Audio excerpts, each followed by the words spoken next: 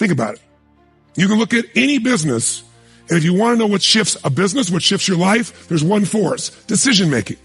Decision-making is the force that shapes destiny, personal, corporate, business destiny. How many of you can think of the decisions that you made years ago, 1 or 2 decisions, 5, 10, 15 years ago? That decision, you may not have realized it at the time, but that decision was one of the most important decisions of your life. If you'd made a different decision there, you've gone a different direction, your life would be completely different today. Who can relate to this in your life? Say I. Secret then is getting darn good at making more effective decisions. Now, by the way, are we always going to make the right decision? Yes or no? Absolutely not. No way in a million years. But most people don't have the guts to make the tough decisions because they want to make the right decision, so they make no decision. And that's a decision. Isn't it true? And what happens is the world takes them over. So decision-making is the power. Now, there's 3 decisions you're making every moment of your life and of your business. And you're making it right now in this room. And if you're watching here on film especially, you might make some decisions because you're not in the environment that's different. But the first decision you're making every moment of your life that affects your life and business is, what are you going to focus on? Because whatever you focus on, you're going to feel. So as a business owner, every employee you have each day comes in and they make decisions about what to focus on. Some people focus on their own needs. Some people focus on the customer's needs. Is that going to change the quality of what your business does? How it does? Yes or no? A little or completely? Completely. Some people focus on what they can't control every day. Can you predict, if you're focusing every day on what you can't control, how you're going to feel about your life or your business? You're going to be overwhelmed. You're going to be depressed. You're going to be frustrated. Right now, you're deciding what to focus on. You're going to be focusing on, okay, we're getting into it now. I got the energy. Now we're going to get into the meat of this. You're right. All business is decision-making. Better decisions, better life. Or you could be saying, wow, my neighbor smells after all that jumping up and down. Notice that focus. Right? Whatever you focus on, you're going to experience, though. True? Now, some people make a decision and then they focus on the decision about how it didn't work out versus what they learned. Those are going to be plenty of decisions that don't work out. In fact, probably if we were honest, most of us forget them. But most of our decisions aren't necessarily the right decisions if we make gutsy ones. But the ultimate decision is the ability to choose again. So focus is a decision. It's happening right now. It's happening in your business. But here's what we're looking for. There's a pattern of focus. At some stages in business, as you're going to learn today, the focus of the entrepreneur in the business is increasing sales. And they increase sales, and when they're successful, they eventually fail. Because their sales are increasing, but what's not? Someone tell me, what's not? Profits. Some people are totally focused on profits. Can you make any company profitable, yes or no? Sure you can. Cut enough stuff, you can make any company profitable for a while. A day, a week, a month, a year, a decade. True? At different stages in the business, you must change your focus. There's a life cycle to a business. If you're going to make effective decisions, you got to know where you are on that life cycle. You make decisions differently for a teenager than a toddler, than a grown adult, don't you? Same thing's true in a business, in your life. So if you're going to control your life, the way you take control is by making new choices. If you don't like how things are, what do you got to do? Change it. And to change it, you have to make a decision. And by the way, leaders make decisions. That's what makes somebody a leader. They have the guts to make the most difficult decision nobody else has the guts to make. And they know they're going to be wrong. But if they're wrong, what will they do? They'll know what they want, they see it's not working, and they'll do what? Change it, which means they'll make another decision, do something new, and see if it works. That's the essence of how we grow.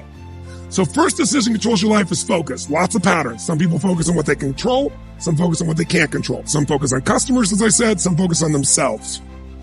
If you made this whole business about meeting your needs, you can run a successful business, but it'll be a job. Because you'll never be able to sell it. Because if it's just meeting your needs, it's not a system. It demands your attention, your connection. It's giving what you want. But ultimately, it's not going to give somebody else what they want, so you can't sell it. If you can't sell your business, if you don't have an exit strategy, you have a job. I don't care how successful the business is. That doesn't mean you have to sell the business. But one of the most important decisions you make in business is, ultimately, if I was going to sell this, if I chose to, I have to know who would I sell this to so that I have long-term value, not just an income along the way. I have this critical mass hit. I get a multiple of my business. And most people don't have a clear exit strategy. They think I'll come up with that someday. You got to start with that end in mind. That's got to be part of your focus if you're going to be successful in your business. I can remember a gentleman who built CAA in Hollywood. It was the largest, most successful agency, right? Michael Ovitz, remember that name? He put together Nike and Coca-Cola and these billion-dollar deals. And eventually Mike Ovitz went to go sell that business. He'd never thought through an exit strategy and he got almost nothing for it. Because the laws prevented him from selling it to a studio. He had to sell it to some of his employees for pennies on its real value. Now, Mike found a way to make money later on in another place off of Disney. But the bottom line is the guy didn't have an exit strategy. Even though it was brilliant, made lots of money, in the end didn't get the value. Focus. Your first decision is, what are you going to focus on? Second decision, the minute you focus on something, you're going to feel it. So if you focus on, oh my God, the economy's coming apart. My industry's, people are not buying my product or service. They're shutting it down. Consumers are not spending the money. Is that going to affect your state? Yes or no? Now, should you lie to yourself and just pretend there aren't challenges? No. But you're going to have to focus instead on, what am I going to do? What's the need that's still there? In any marketplace, there's always still people buying. I've seen it throughout the years. Even in some simple little business, let's say you're a realtor. You have your own little real estate office, or you kind of your own salesperson. You got a couple people that work with you that help you leverage yourself. Something that simple. I remember years ago, I met a woman named Marty Rodriguez. She's from the town I grew up in. She came to one of my seminars, and then she would be sitting in the front row, and in a year, I may have done 25 seminars. She was probably at 10 of them, same seminar, in the front row. This is a woman who was the #1 real estate agent for Century 21 in the free world. 9 out of 11 years. I watched her in good times make money, in the worst times make money. A few years ago, she sold more real estate in the city she's from than the entire multiple listing service of other agents combined. One person. Now she built it into a business. She's got a whole team that runs it, but it's still her. She built the brand. How does she do well when it's going horrible? She says, I love when the economy gets terrible because it gets rid of all those flaky realtors. All those flaky mortgage brokers. There's so many of them. They got in the business, was going up, and they all got successful because they were on a trend. When the trend crashed, they all left me all the business. She loves these times. But the reason is her focus is different. Does that make sense? Completely different focus. So, when you're focusing, you got to decide what I'm going to focus on. But as soon as you focus on something, even if it's not true, you're going to feel it. So if you think someone tells you someone screwed you over, they took advantage of you, and you're like, what? And you're all upset, and you picture it in your mind, and now you're angry. And then later you go to confront this person, and you find out it wasn't true. Who's ever had something like this happen and felt like an idiot? Raise your hand and say, I.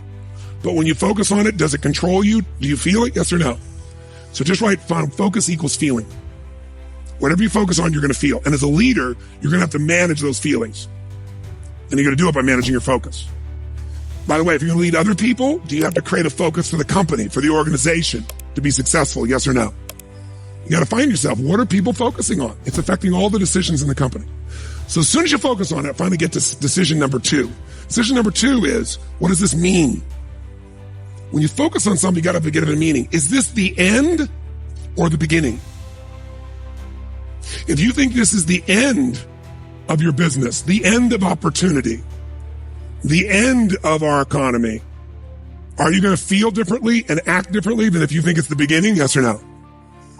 See, the difference between Joe Kennedy with $4 million in 1929 and Joe Kennedy with $180+ million in 1932, that big a jump, different focus, different meaning. When everybody else said it was the end and they were focusing on how to survive, he was focusing on how to take market share. He was focusing on what the opportunities were. The meaning for him was, is this the greatest opportunity of my lifetime? There'll never be another time like this. And he made enough money in that time that took care of all his heirs after that for decades to come. All because he had a different focus and a different meaning. Listen, if you're in an intimate relationship and you think it's the end of that relationship, are you going to treat that person the same way as if you think it's the beginning? Yes or no? No. Somebody's laughing over here. They know. No way. But you know what? In the beginning of a relationship, what will you do for somebody you love? What will you do for them? Come on, what? What? If they say, would you take out the trash? What do you say? I'll take out the trash, of course. What else would you like me to do? Isn't it true? After 3 or 4 years, they say, or 5 or 7, they go, will you take out the trash? Person goes, what do I look like, your janitor? And they go, I don't know what it is. We don't seem to have the same attraction. I don't know what happened. Here's what I tell people. Treat people at the end of the relationship like it's the beginning and there won't be an end. And that's not just your intimate relationship. What if your customers, what if you fell in love with your customers, with your clients, more than your product, more than your company? If your entire life is about meeting their needs, if you would do what for your customers and clients, you would do what? If you love your customers and clients, you do anything, guess what? They're going to love you. But most people love their customers and clients as long as they buy from them, do what they want, respond to them. And when they don't, they go, that's the end. You want clients for life, not just customers? Fall in love with them. It's a different focus, isn't it? It's a different meaning. And that creates a different life because you make decisions differently from that place. There's another meaning. Is this punishment in my business? Am I being punished by God? Or am I being challenged? Or is this actually a gift what I'm facing right now? Whatever meaning you give controls what you feel. And what you feel controls the third decision. What are you going to do? Right? The minute you give it a meaning, you get a feeling. When you get a feeling, you're going to do something. You're going to take action. You're going to pull back. The whole economy is driven by this. People start focusing on, oh my God, maybe this is going to go on forever. Maybe I'm not going to get what I need. This might be the end of the way things are. I better pull in my reins. I better not spend this money. I better not take any action. And it becomes a self-fulfilling prophecy. How many know what I'm talking about here? So decision-making is your power. You want to change your business? Think about whatever's changed your business in the past. I guarantee what's changed your business is some decisions you made. You made some decisions that shifted your business in a radical way. Changed things in a way that shifted the game for you.